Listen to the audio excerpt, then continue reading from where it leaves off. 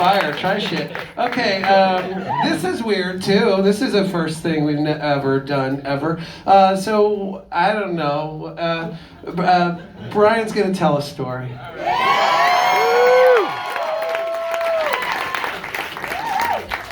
So I wasn't allowed to bring my bongos in here.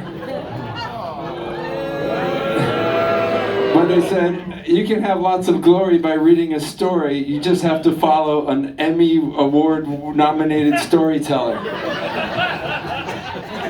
Go before two comedians who have Netflix specials. Cool.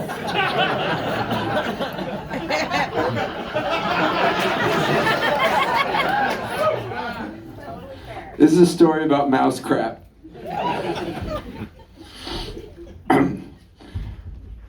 I might need some musical help, but I'll tell you when, okay?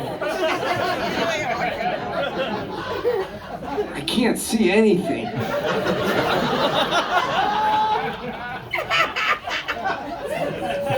Okay, the summer after I got married, I found mouse shrapnel in my pantry and a little hole that was chewed through the screen window next to the pantry. And it was not my first mouse rodeo, so I knew what to do.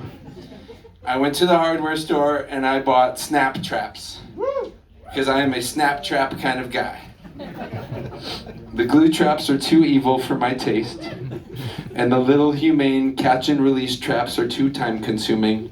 I like to spend a minimum of 6 hours a day on Twitter stressing about politics, so some of you know. So running a mouse relocation service gets in the way of how I like to spend my time.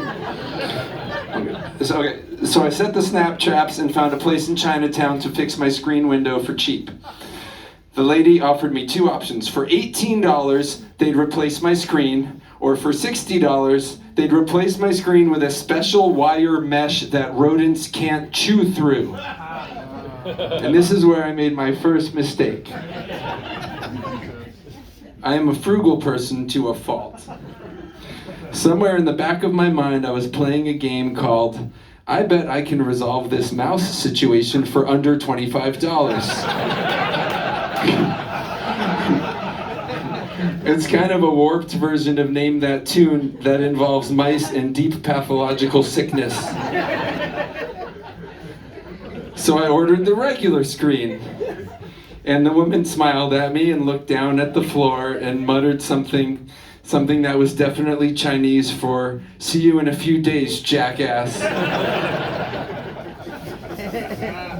A couple nights later, with my new screen installed, I heard a sound from the pantry. I need like a mouse. Yeah, exactly that sound. The adrenaline charged through me. I clenched my fist because I was going to punch the mouse with my fist, and I was going to teach that mouse. I tiptoed over to the kitchen. The music's really exciting me. I didn't know it would have this effect. I'm really feeling it now. I tiptoed over to the kitchen and flipped on the light, and on top of my pantry, standing on its hind legs, eating from a jar of marshmallow fluff, was a giant rat. Oh, you guys don't like my story anymore. So here we have a twist. Now the mouse is a rat, and now you know that I serve my kids fluffernutters. And I hope that means I've just earned some of your respect. Is Patrick Stewart listening to this? And when it saw me, it did not run away. It paused. The rat actually paused for a moment. It assessed the situation. It assessed its options. Because this rat had options. I have heard rats are smart. This one looked at me, looked back at the fluff, and for a fleeting moment, sized me up and considered fighting me. I know it did because literally that rat let out an audible sigh and slowly lumbered off the pantry to the windowsill, looking back at me one last time as if to say, "We both know I could take you." Before leaving out a brand new hole it had chewed in the brand new $18 screen the lady sold me in Chinatown. Okay, we're gonna take a break from the music, but I'm gonna need you guys to, and I'll cue you.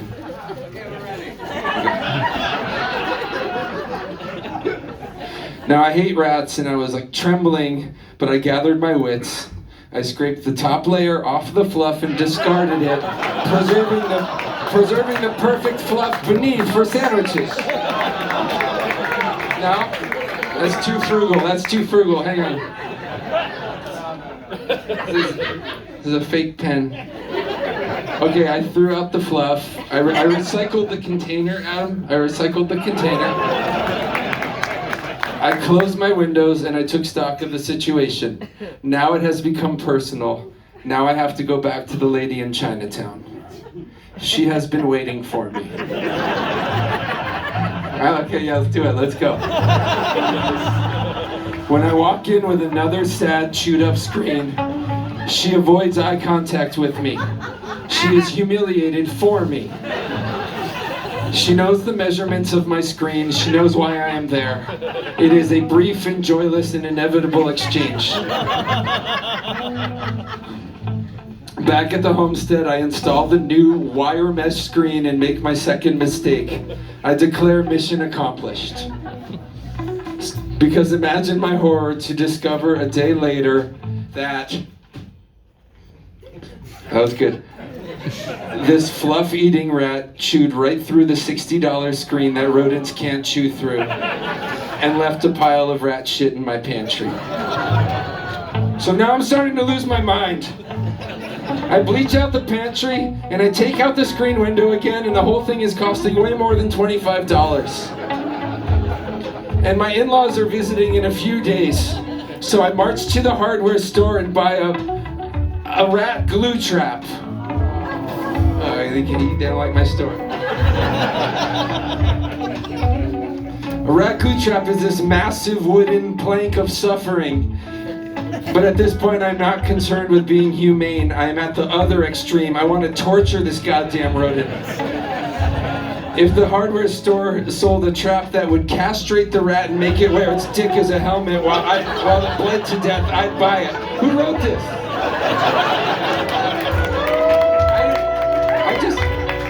I just entered into ChatGPT, like story about a mouse. And this is what came up. So with bags under my eyes and a thirst for blood, I set this giant rat glue board up on the brick windowsill on the outside of the window, and that would prove to be my third mistake. Because the next morning, I heard a noise where I'd set the trap, and I said, aha, and I ran outside, only to see a robin was stuck to the glue trap. And that's the end of my story. No, it's not actually the end of the story. That'd be the worst story ending. Okay. A robin was stuck to the glue trap. Noble, red-breasted robin, righteous bird of spring, never harmed anyone, says a little kosher prayer before every worm it eats. Noble robin. And this is where I get a little this is where I get serious. So I'm going to silence is the best approach to this paragraph. And it's flapping furiously to get out as I approach it, but that only makes it more stuck. And my heart sinks for this innocent bird, and I blame myself for all these dumb decisions. Why am I always cutting corners? And why do I always learn the same lessons over and over? And why can't I ever do things the right way?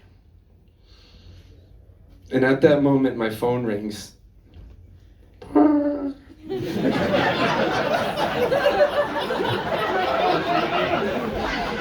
It's my friend Luke, who plays in my band.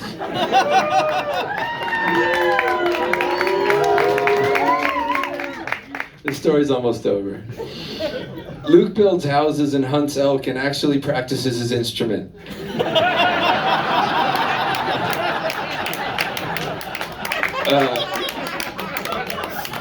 Luke knows how to do things, and mistake number 4 was answering the phone. I said, Luke, oh man, I had a mouse, but it was a rat, and then he chewed through the Chinatown screen, and then I got a glue trap, but put it outside, and now there's a bird stuck to it, and it's all my fault. I don't know if you remember this, but this is like verbatim. Luke says, oh, that sucks, dude, bro. But dude, bro, you gotta man up. You gotta man up, dude, bro. Put that thing out of its misery. Dude, bro, get a shovel. Get a shovel, man. You gotta man up right now, dude, bro.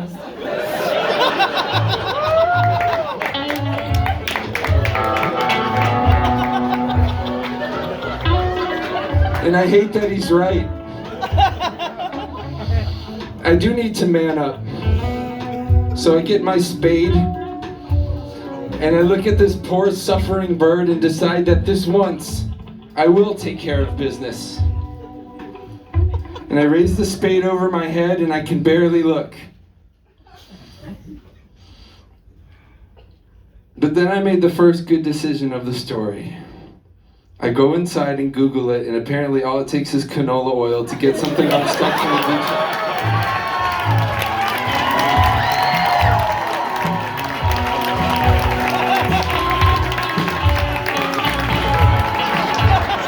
I should have ended it right there. That would have been the best ending.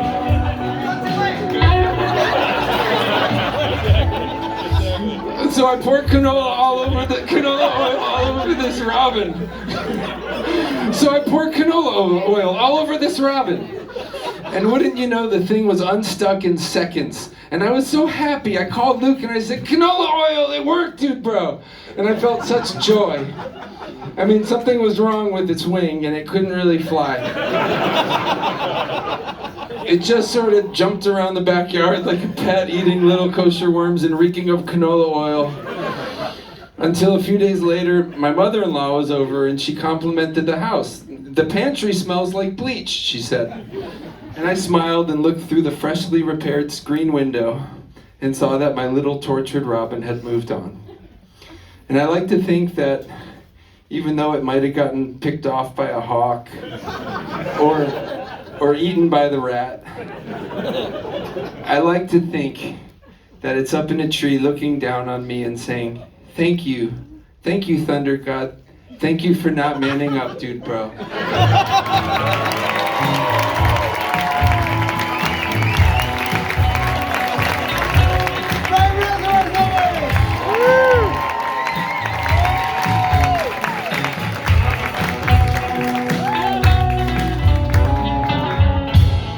We did it.